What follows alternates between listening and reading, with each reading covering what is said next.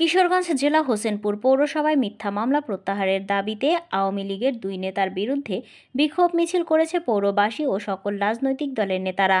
বিশেষ প্রতিনিধি প্রিন্স নূর সুমন জানান, ৪ জানুয়ারি জাসাস দলের সিনিয়র যুগ্ম আহ্বায়ক হোসেনপুর উপজেলা শাখা জুয়েল রানার নেতৃত্বে এই বিক্ষোভ মিছিল করা হয়েছে।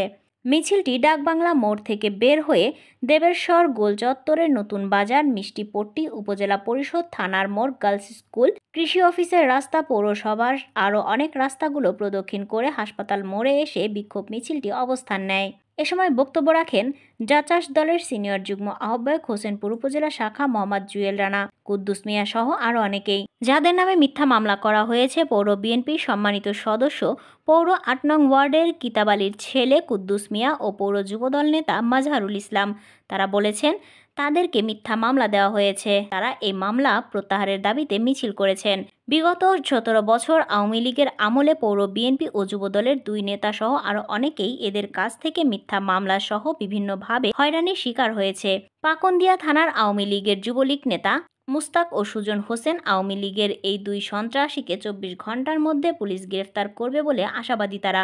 হোসেনপুর পৌরসভা স্বেচ্ছাসেবক লীগের যুগ্ম সাধারণ সম্পাদক সুজন হোসেন ও পাকন্দিয়া থানা যুবলীগ নেতা মুস্তাক মিয়াকে আইনের আওতায়